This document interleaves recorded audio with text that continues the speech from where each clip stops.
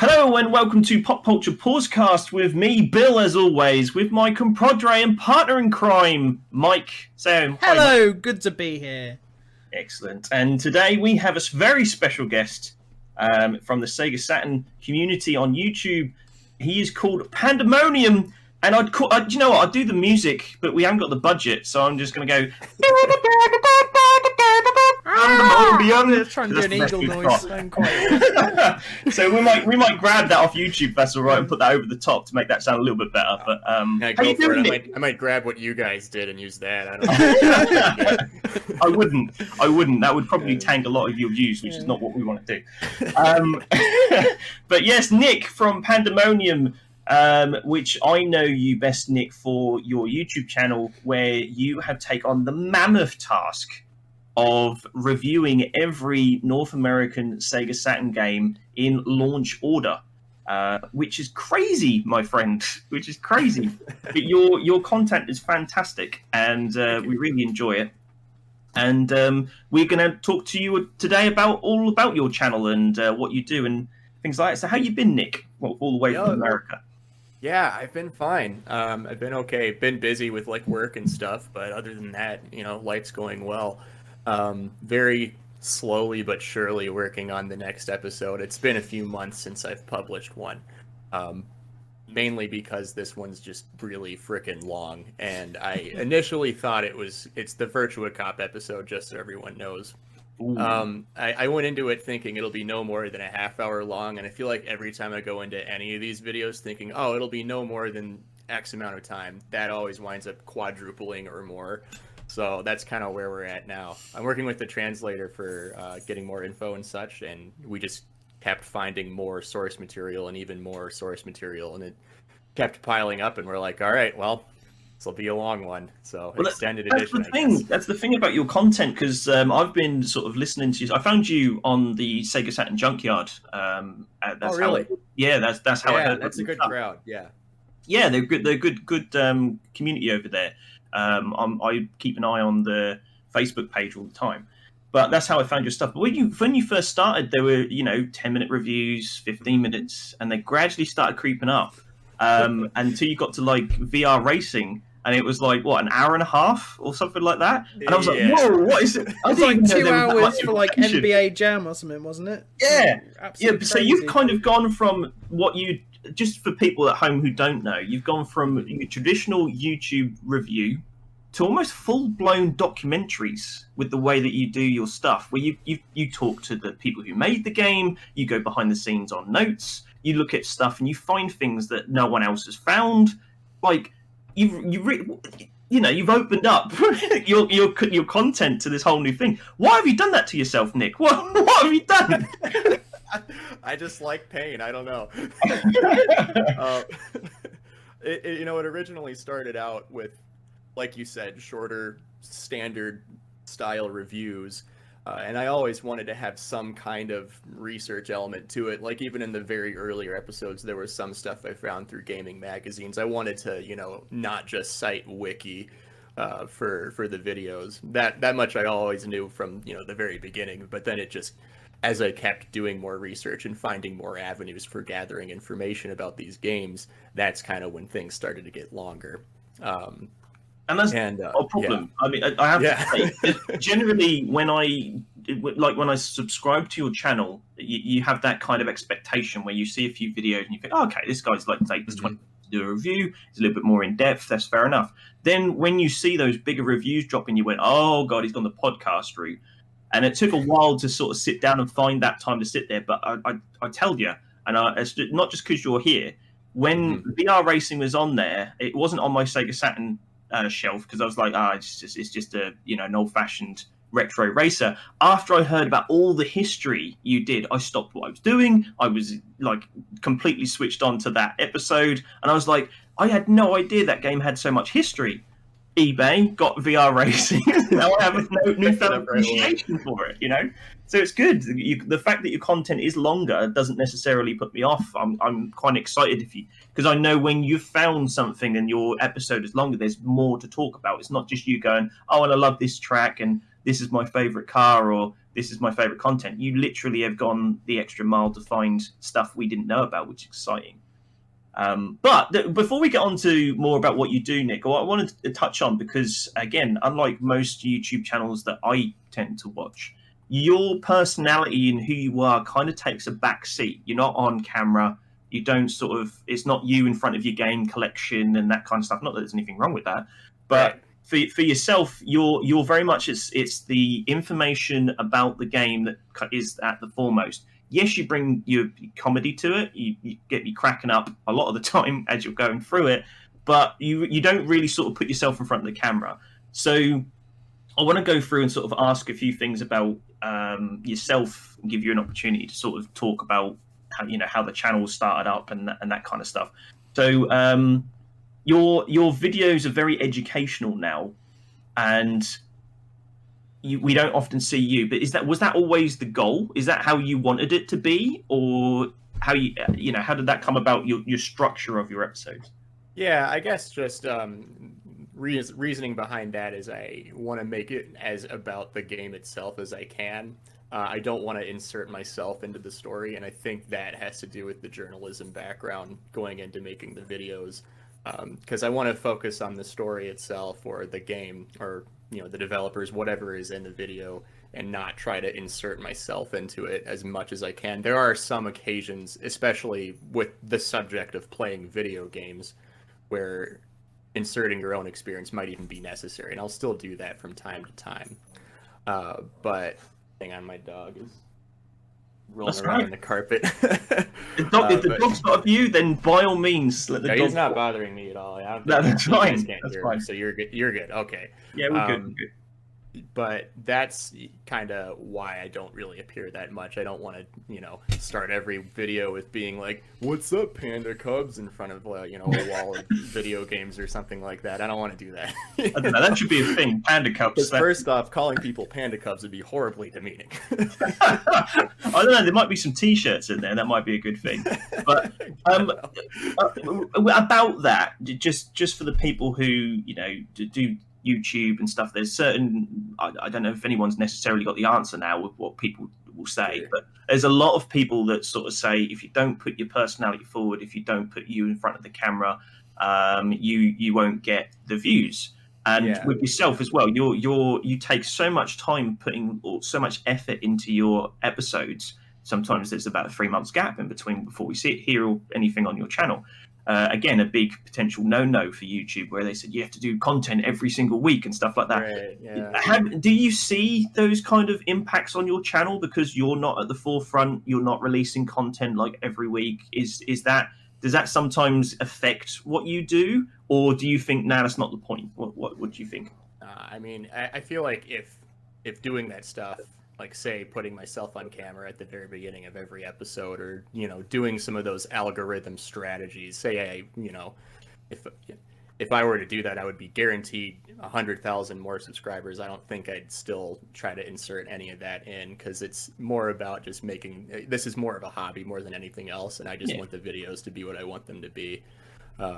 That's kind of why they are the way they are, and it often takes me giant amounts of time in between each episode. So, I think that there's the people that do that kind of stuff that really insert the personality into it more. There's nothing wrong with that. I mean, they're probably getting more views first of all, and it just fits certain people's style of how they want to make their stuff.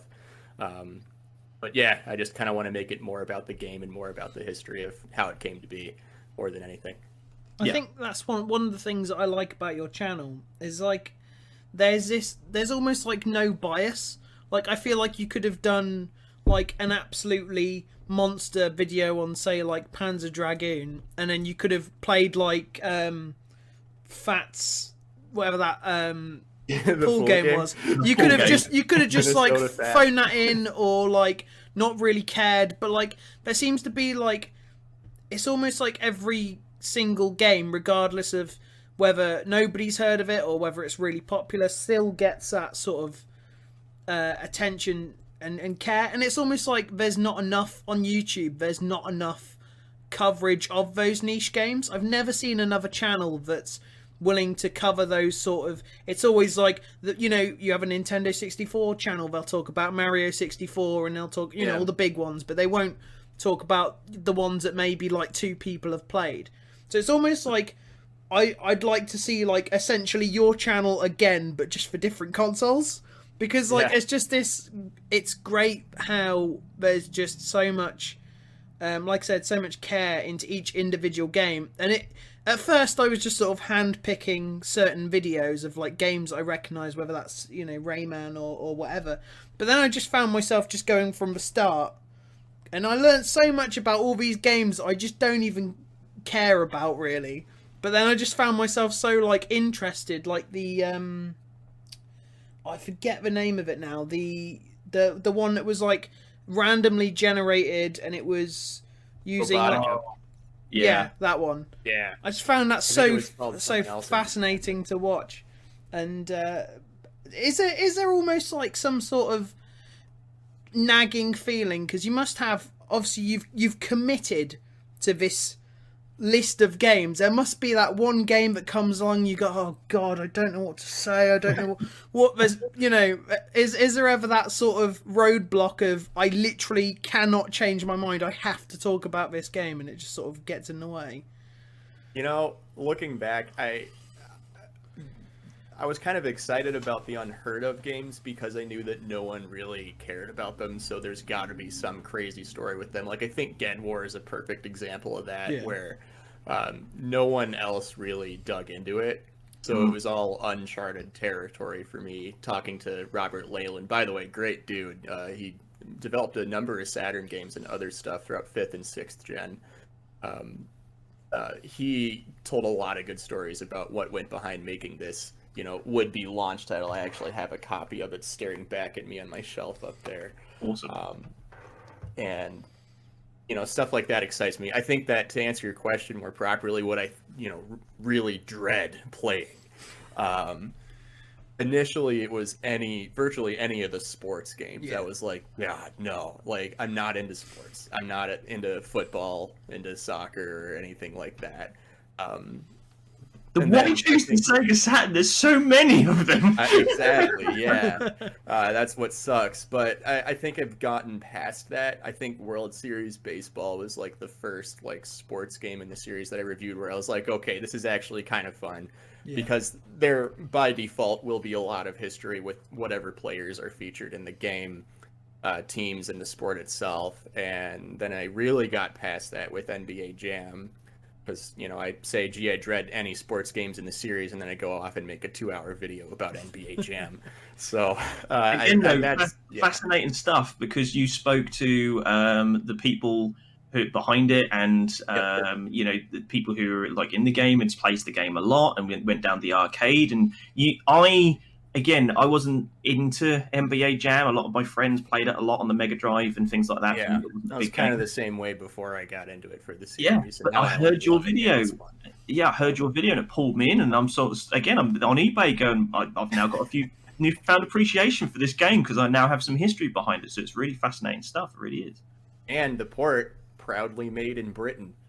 Yeah, which again I didn't know. With 2 guys back to back to the guy who made the PlayStation one, who like exchanging notes backwards and forwards, even for that rivalry. Fascinating. Chris stuff. Kirby left a comment. I don't know if he was joking or not, but he commented on the video saying that he thinks part of the reason why the code was so messed up between the 2 ports is whenever they'd share code, they would throw the CDs back and forth from across the office at each other.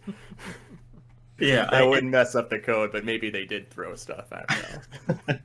So again, this is fascinating stuff. If we didn't cover it and make it clearer from the start, PandaMonium's channel is taking all the Sega Saturn games from the beginning of launch, reviewing them all, but not just saying thoughts and feelings, but like we just talked about, talking to developers, going through how it was made, that kind of stuff. So even like you say, sports games are just as fascinating to find out about as anything else. But people often go on about finding their voice on YouTube. It takes time to do that, going through trial and error. Find out, you know, what they want to do and how they want to sound. But for your stuff, right off the bat, you kind of nailed it straight away. Was that you said you had a background in some bits? I didn't catch exactly what it was at the beginning, but you said you'd done some things. So this isn't your first go around. You've kind of found your voice, and then you did the YouTube thing. Is that right? I work as a local news reporter in North Dakota. Right. I've been doing that full time for about 5 years, and it's what I went to college for. So that's really where that background came from. I kind of had a good head start, I guess. I had experimented with some YouTube videos before. Like I'd made a few like just one-off reviews of random games like before I started the series, and that probably helped a little bit, but the vast majority of that's just rollover skills from doing journalism, basically.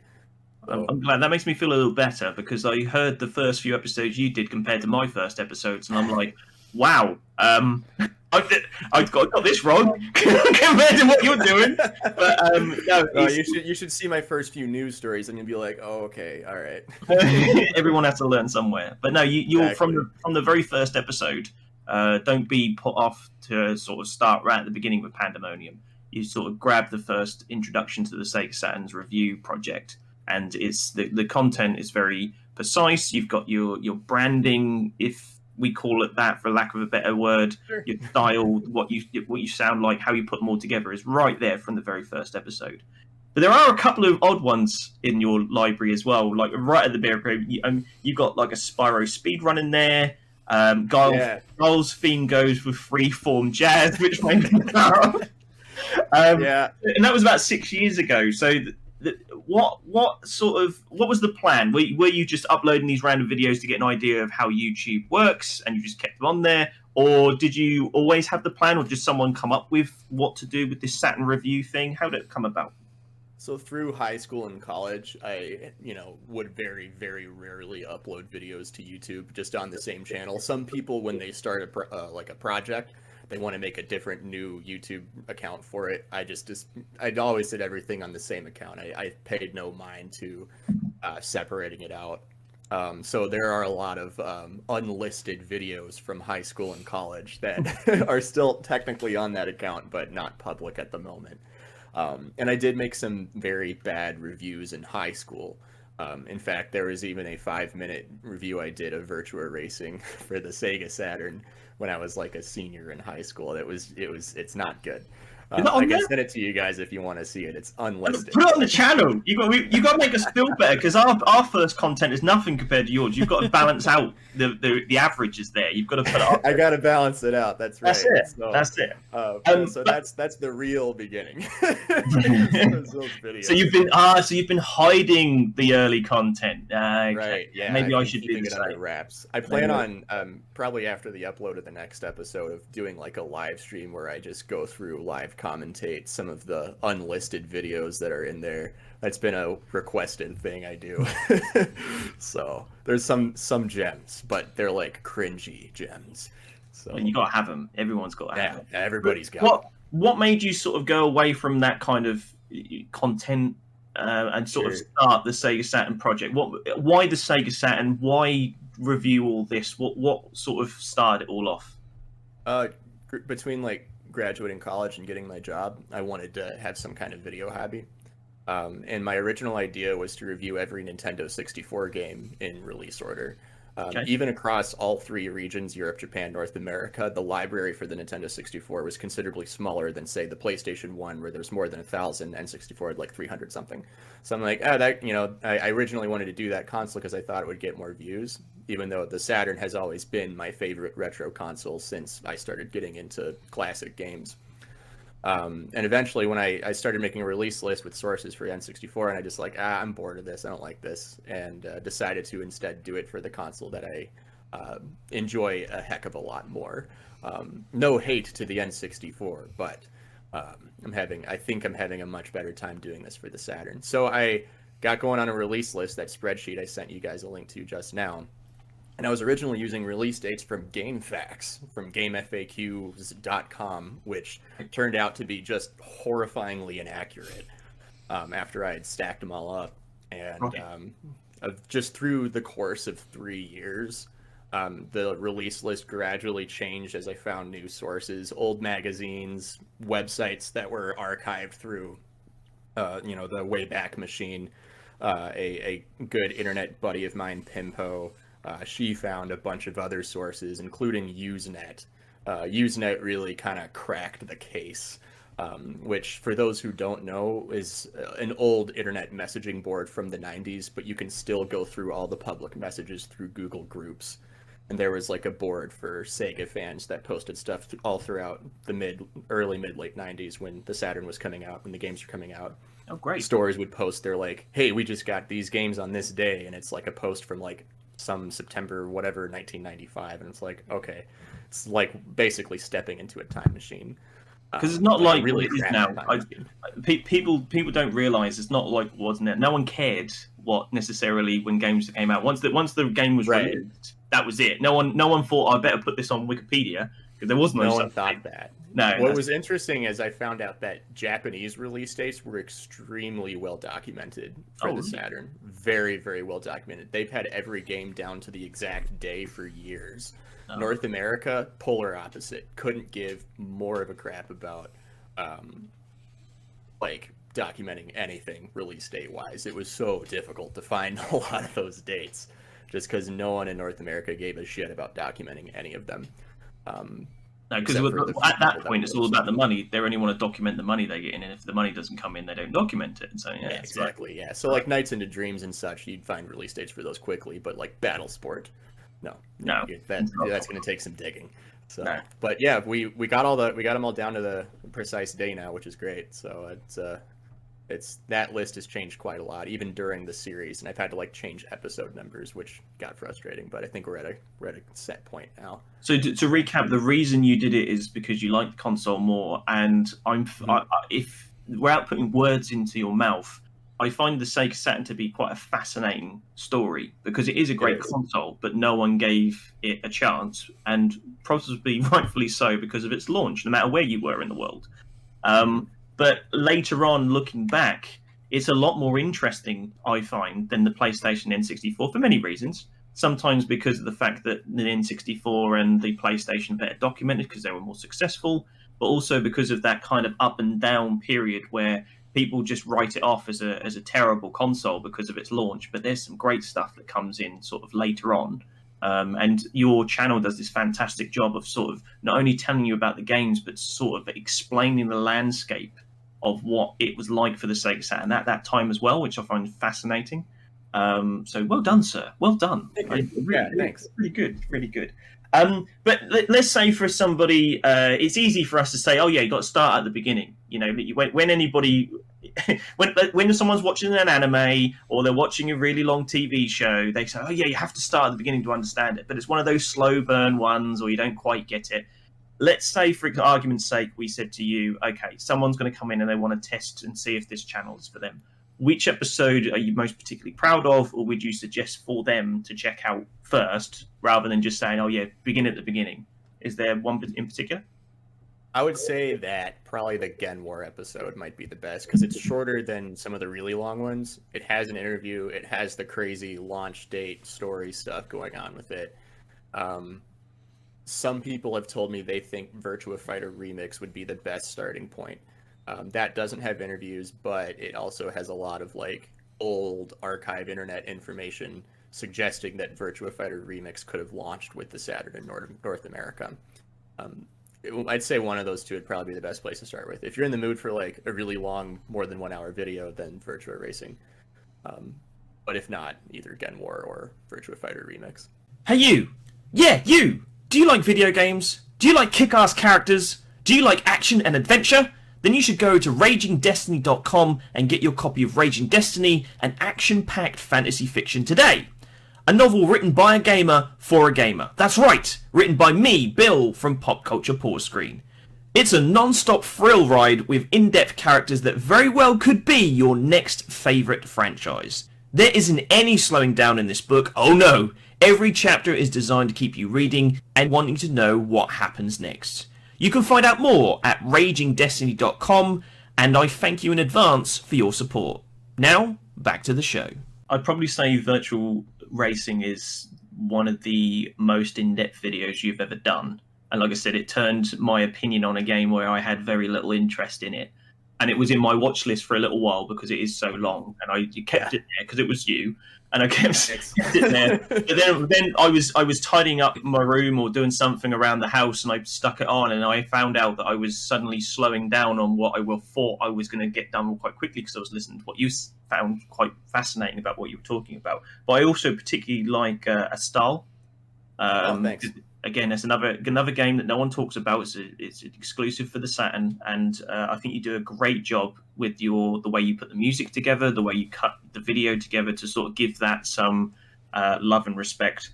I do also feel the Virtual Fighter remix episode is fascinating. It doesn't have the interviews, but again, it's a great way to sort of see what PandaMonium does. But the other one that no one really sort of mentions, and I know why, because it's SimCity.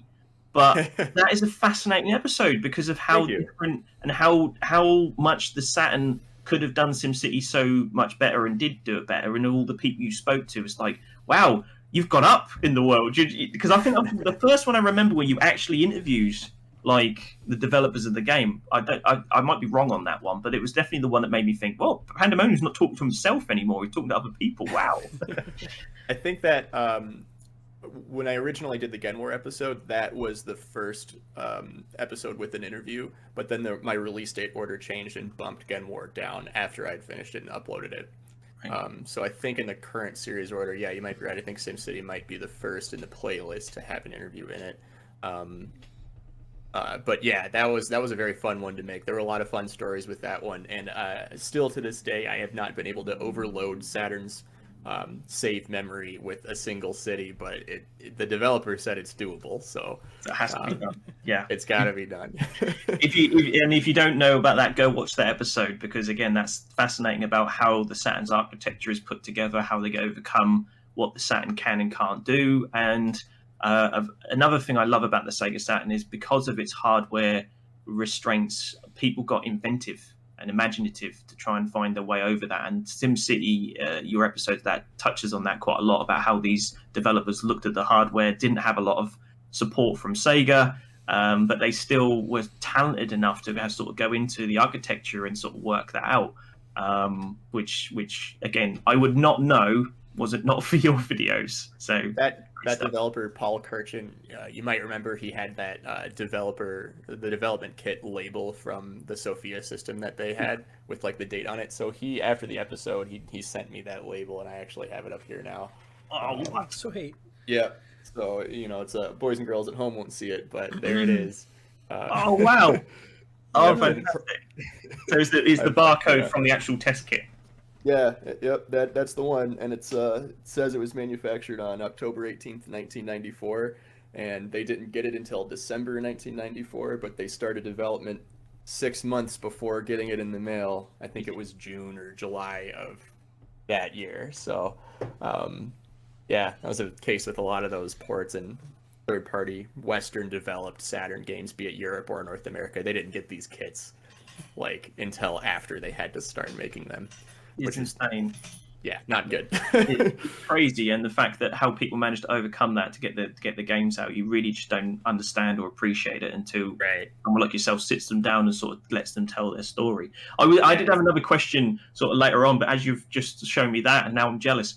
I was going to ask, over your project so far, have you picked up any kind of interesting collectibles or stuff from Saturn? You've just shown us that. Is there anything else besides, rather than coming back to that later on? That's probably the most cool thing I've gotten or received or found while doing this.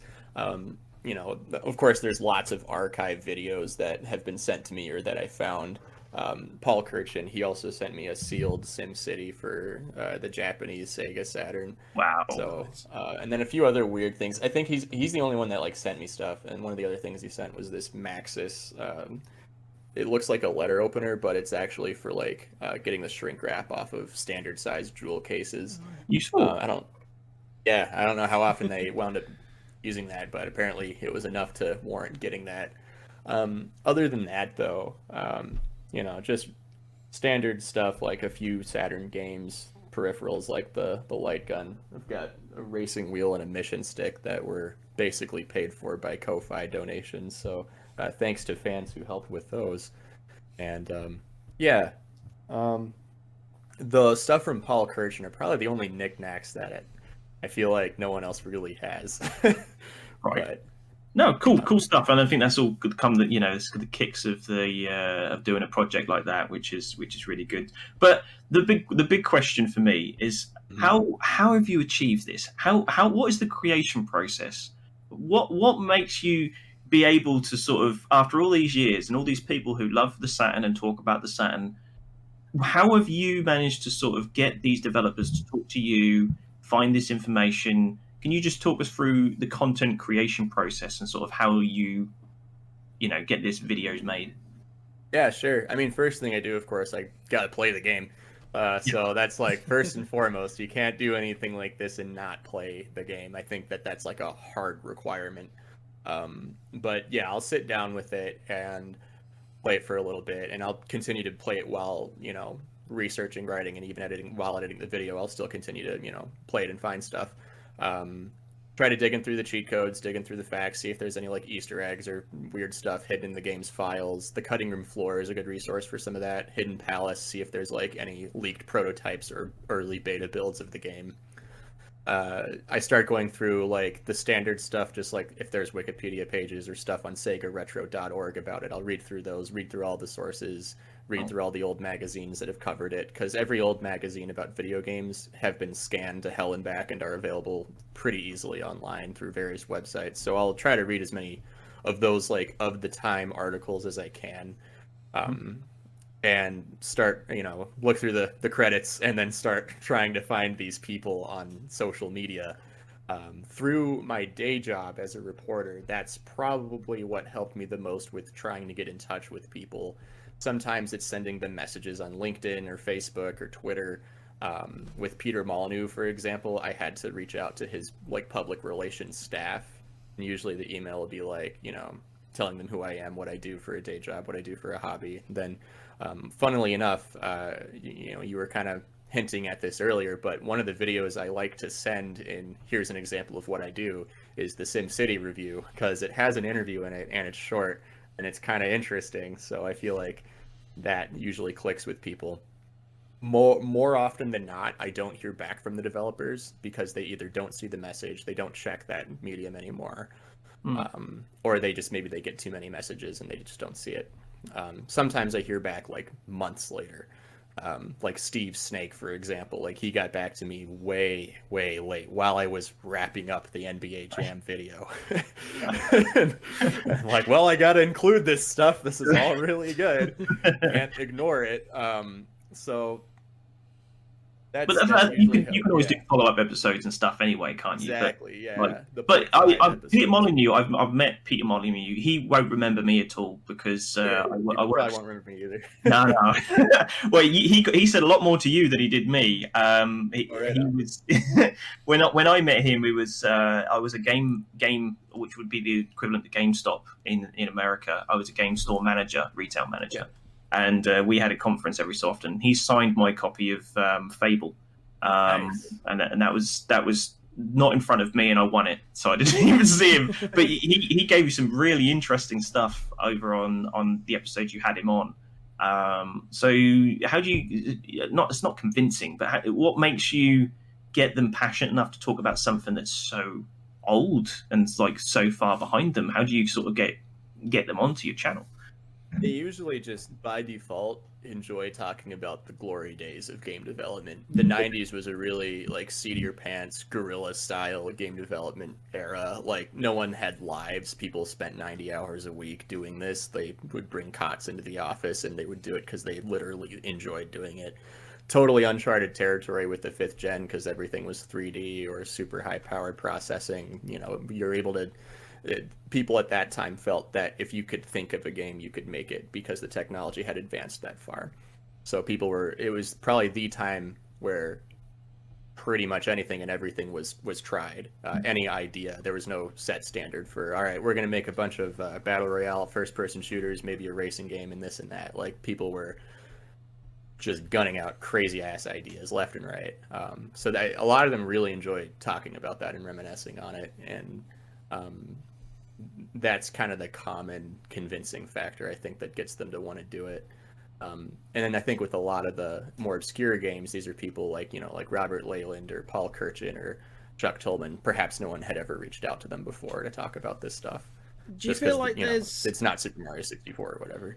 Do you feel like there's one particular like game in your future that you're just really excited to really delve deep into and find out all the research and try and contact all the developers? Is there that one game, whether it's in 10 videos time or 100, that you're just really sort of excited to sort of get into? There's a few. I think that the one I'm most excited for, and like this is gonna be like I might be in my 60s or something, I don't know, but we'll still be listening. Thanks. Hopefully we're all alive. We're in this together. That's right. But Panzer Dragoon Saga is probably the one I'm most excited to cover. Mainly because only 10,000 copies of it were ever printed. It was at the butt end of the life cycle. It sold horribly, and yet now it's this incredibly sought after holy grail of retro gaming. Literally more than $1,000 if you want a copy of it. Yeah. And I feel like that's the case with a lot of these games for the Saturn. Like, it was so under-respected back in its time, but nowadays people are spending hundreds and hundreds of dollars for a lot of the games that were popular on it. Power Slave, I'm really excited to cover that. Nights into Dreams, and I do canceled games, so whenever I eventually do a video about Sonic Extreme, that one will be exciting too. If you're interested in Sonic Extreme, I would recommend watching, I forget the name of the channel off the top of my head. I think it's, hang on a second, I gotta look it up. Go for it. Meanwhile, you mentioned Night. Yeah. So while you're searching that, I'm gonna go into that, because that is another one I'm particularly looking forward to, along with Burton Rangers. I can't wait till you cover that as well, because that would be good. Nothing on Burton Rangers, and it's one of my favorite games of all time. I hope that we've got a guy called Digi Valentine who's doing. Oh, hell yeah! I'm aware of Digi Valentine. Guy, I love his stuff. And I've talked to him briefly on Twitter, but he's doing some fantastic work, sort of collecting information on. Mike, I'm going to educate you. Okay, are you ready? Are you listening? Are you paying attention?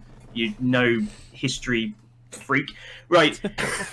Nights into Dreams is a great game, Mike. That's all you need to know for now. Yeah. I'll get you playing the game one day and we'll educate you. But there's a character in the game that was taken out and has been lost to legend called Self. Okay? Yeah.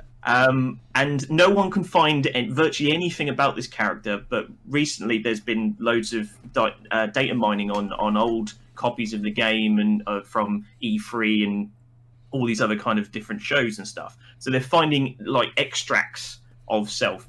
I am very much looking forward to, and I appreciate a lot what Digi Valentine does for the community, pulling all that information together. And I'm kind of hoping that he does all of his work and finds Self. So when PandaMonium comes to do that episode, all the work is already there, so you can put it all together. Do you work with other people like that to sort of pull those episodes together as well? If there's like hardcore fans of a game, like with NBA Jam, I knew I needed to reach out to the author of that book. Rayon Ali, by the way. And the book's literally called NBA Jam, the book. A great read. Highly recommend everybody check it out if you're interested in retro game history, or the game itself, of course. But yeah, people like that, obviously, because they have already done a lot of the legwork that I perhaps wouldn't have been able to do. And have just anyone with a wealth of knowledge of games like that, I would have to talk to about these games. So like Digi and I have not established this, but I think Digi and I both know that he's going to be interviewed when I get to the Nights episode. It's pretty much gonna have to happen, unless he for some reason just says no and tells me to kick rocks. But yeah. Oh no, he wouldn't do that. He was bigging you up on Twitter and all sorts, so I'm sure. Exactly. I think he and I both know that that's happening, but it's not been technically established yet. Looking forward to it. If you're listening, Digi Valentine, we're looking forward to this partnership happening, and we can't wait. So in 20 years or so, right? Just give PandaMonium some time to get it done, because he might cover it like 20 years after you've found the answer and Self has been discovered and everyone's moved on. But exactly. It'd be good to have it all there. Excellent. Did you find the channel that you were looking for? Yeah, I've sent a link to it. So it's the channel is Games We Play, and the specific series is Art of Failure. Sorry, it's Stuff We Play. Stuff We Play is the name of the channel. And it's part of Stuff We Play's series called Art of Failure, a more than 1 hour video on the development of Sonic X-treme, and Jamie did interview developers that were on the team. So it's a very good watch for anyone interested in that. Excellent. And I think that's a good segue to go into my next part of my question. So thank you for that, Nick, and getting on to that. It's very good of you. Which is the new part of the Sega Saturn, which I'm constantly reminding people about, that it's almost since 2019 is got like a new leash on life, where a lot of people who are fans of the Sega Saturn have started translating games that were never released in English-speaking countries, or doing their own homebrew sort of type games and ROM hacks and stuff, and releasing it where you can actually play the games on your own Sega Saturn. This is not emulation necessarily. You can buy cartridges and things to be able to play the discs into the same console that you had way from 1995 onwards. And you're quite a big part of that as well. Your channel also has dedicated areas of that where you go through the homebrew scene and you sort of interview these people that are making that. To tell us a little bit about that project as well. Yeah, so what you'll see on the PandaMonium channel are a couple of videos. I judge the homebrew competition for the Sega Saturn, hosted by Sega X-treme, specifically hosted by Dr. Emerald Nova. And so toward the end of every year, right around Christmas, New Year's, holiday season, I'll have a video about every single entry into that competition.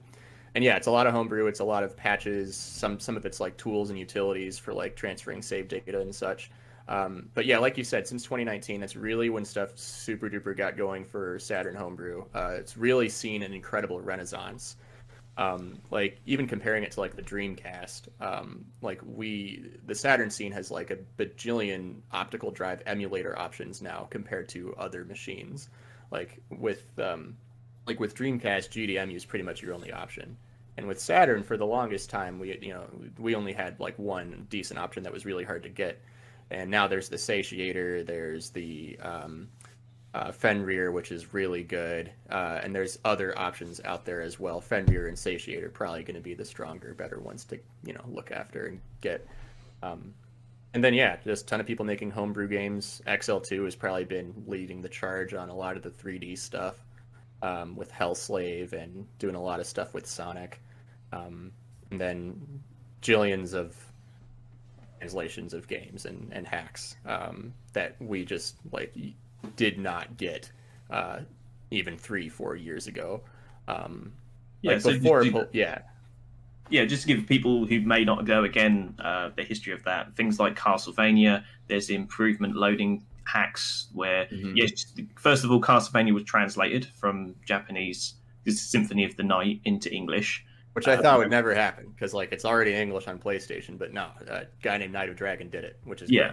And actually put it together. But then they did things that the development team who released the game in Japan didn't do, such as loading times when you brought up the map was quite shockingly bad. I think he cleared up some of the lagging as well and frame rate issues in some parts I hear, and things like that.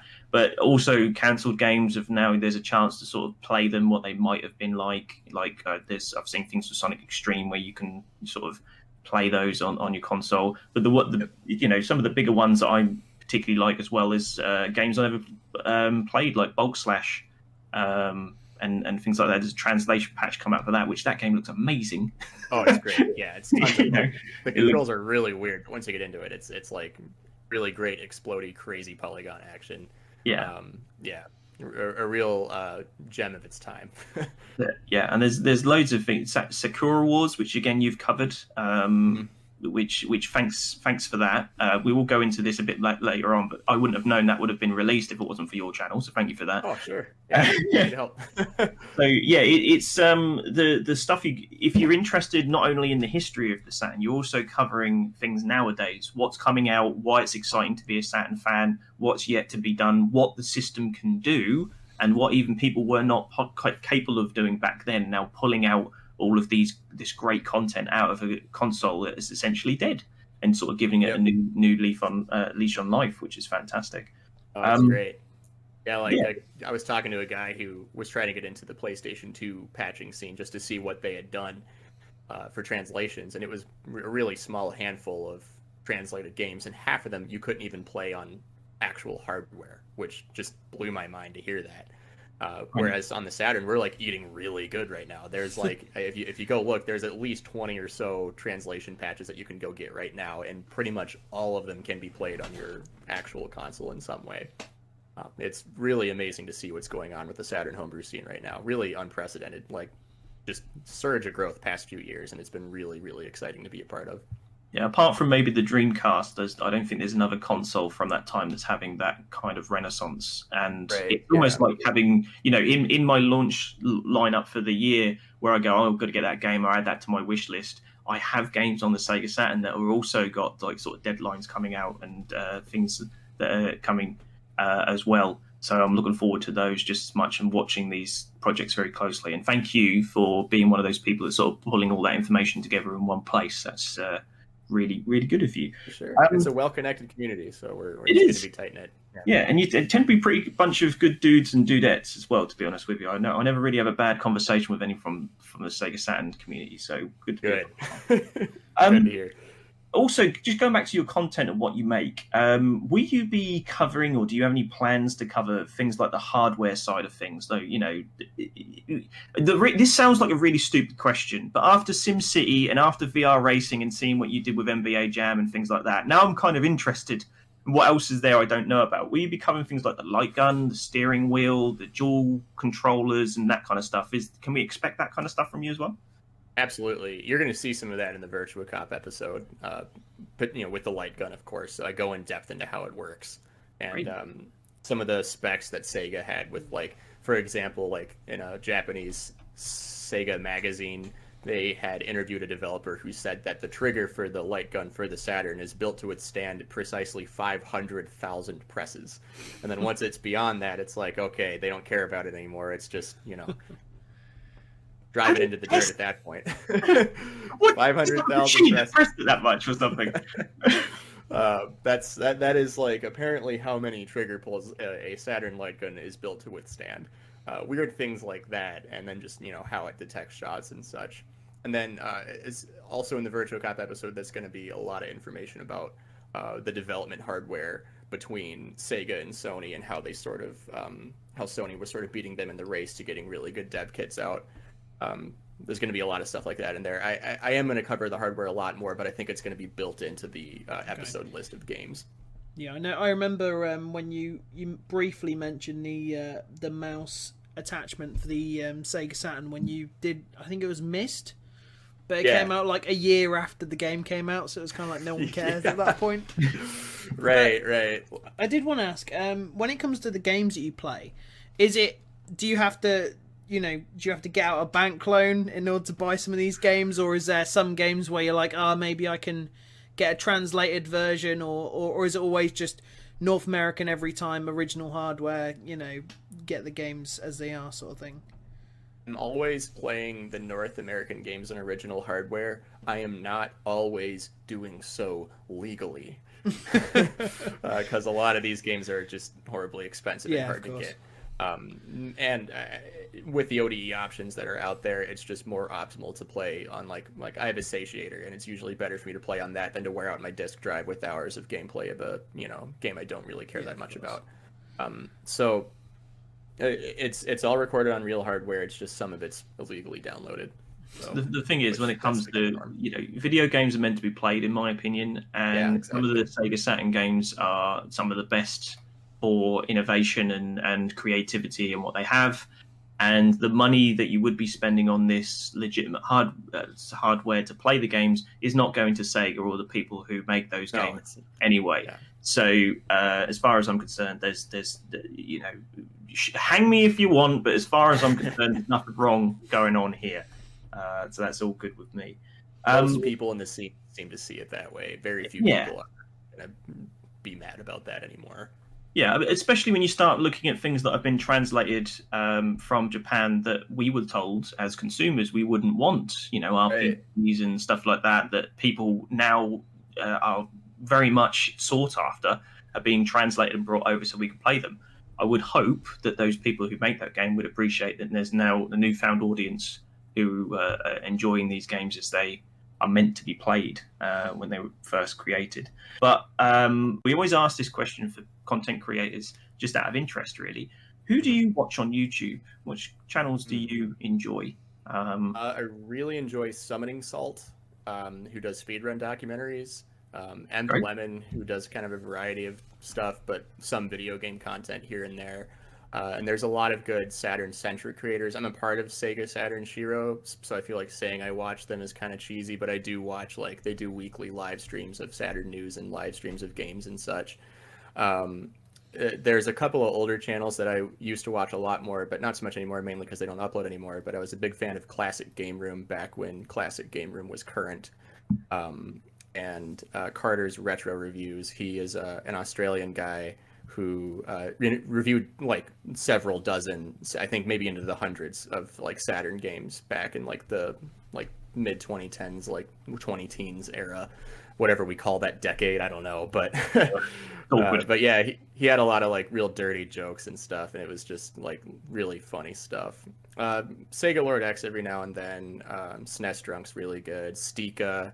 ST1KA, I think it's pronounced Stika, but he does a lot of good stuff. He's from Portugal, and a lot of Saturn-centric stuff too. Saturn Junkyard occasionally uploads videos. They upload rarely, but when they do, it's always great. Their guy Nuno down in Brazil, super solid content creator. Genovi's good. Just for people who are listening and can't see, Nick is trying so hard not to forget anybody and miss anyone off the list. I've put him on the spot. If he hasn't mentioned you, it's my fault, okay? don't have a go at him because he didn't mention you. He is trying his absolute hardest. I tried. Yeah, I want to make sure everybody feels the love, you know? But yeah, I'd say those are probably the ones I watch the most, though. The ones I listed there. Great stuff. Yeah, that's. Maybe we should rephrase that question, Mike, because I think that's becoming quite an awkward conversation where people hang up on the call with us and they go, I didn't mention this person, and then hard edit to try and fix it. Question to ask, I think. I mean, there are some people who create videos that just don't watch anybody, which is crazy. Yeah, I mean, there's loads of people I watch week to week, and their content, changes and goes. Generally, people who don't chase the algorithm, I stay with. People who do, they kind of not the channel I used to like. Become a bit sanitized, I find. They kind of just sort of become a bit it kind of blend into the background, I think. That's it. But I think we're all, if we don't watch each other's stuff and support each other, then I don't think there's going to be an easy ride for us. So exactly, you got to be, we all got to get along and support each other. Exactly.